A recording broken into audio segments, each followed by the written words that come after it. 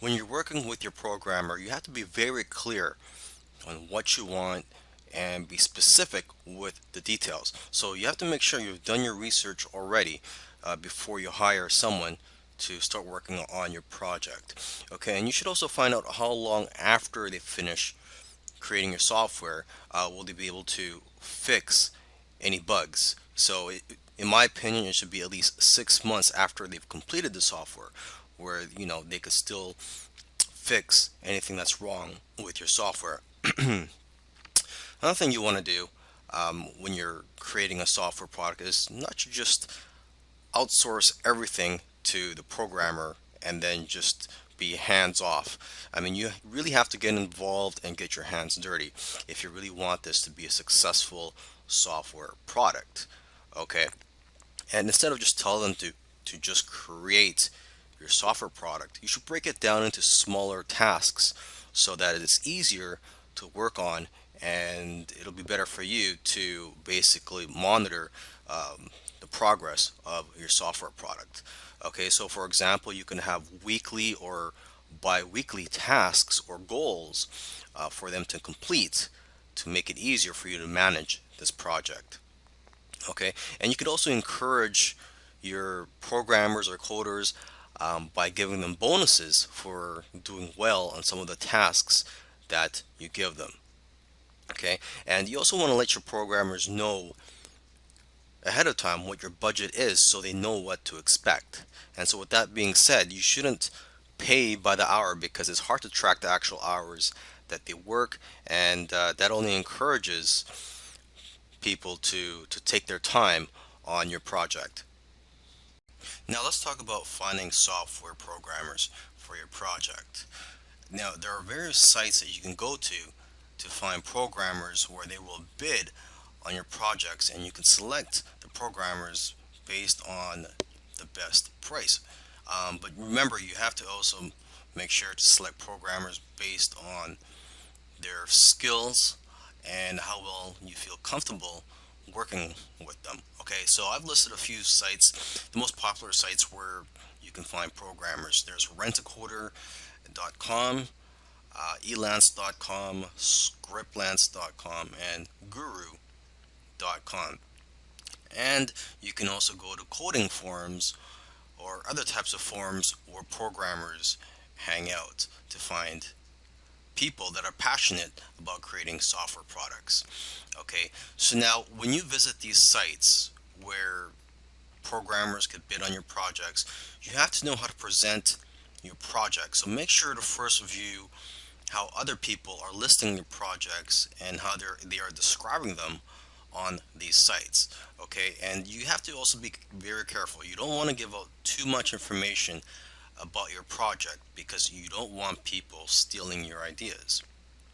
So when you first post a project, the information that you should reveal at first is what is needed for the programmer to know if your software product is something that they are qualified to work on.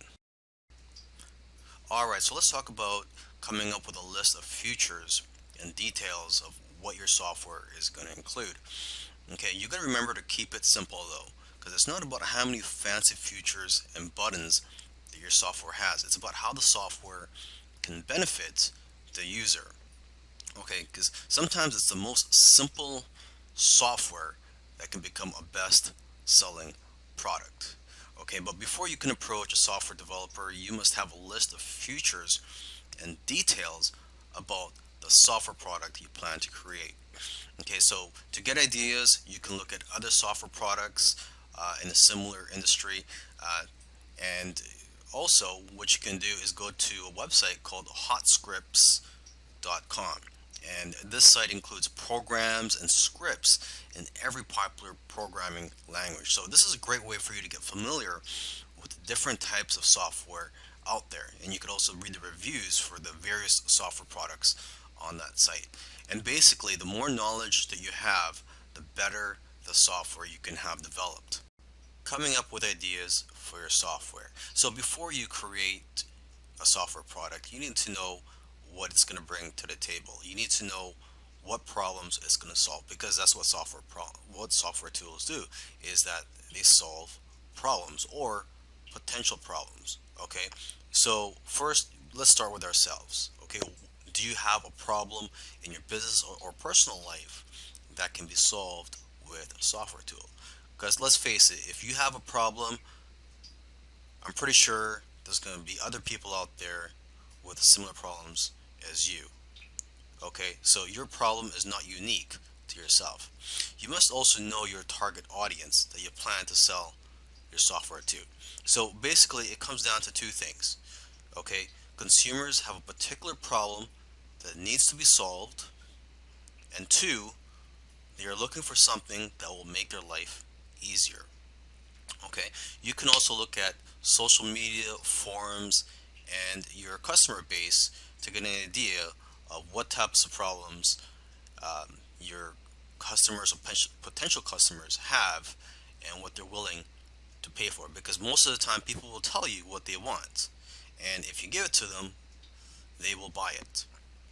Okay, and oftentimes it's simply a matter of taking something that already exists and making it better, or expanding on the current software. So you got to ask yourself, what software out there has room for improvement? Okay, and you got to remember this: it's not about just creating and selling software products. You know, there's a lot of money to be made in selling software products. Don't get me wrong, but it's also about knowing what software products to create. So that's why it's important to know your target audience and know what it's like to be in their shoes. I've been an internet marketer for several years now. One thing I've noticed is that a lot of the marketers that create software products are the ones that end up having seven-figure businesses. So that's one of the reasons why you want to get into the software business. I'm not saying that you're going to have a seven-figure business or a six-figure business, but it is a very lucrative industry. Software products, they have a higher perceived value than all other forms of digital products such as ebooks, video courses, audiobooks, etc. And another advantage to getting into the software business is the barrier to entry. There's not much competition out there. If you create a software product that's, you're not going to have much competition with that compared to other forms of products. For example, if you write a how-to book on a certain topic, you're going to have lots of competition for that book. There's going to be lots of other people that's going to write something on similar topic. Okay. Now, this course will cover the following topics. It's going to cover how to come up with ideas for your software product, how to come up with the features to include in your software product, how to find software programmers to create your software product, and how to manage your project.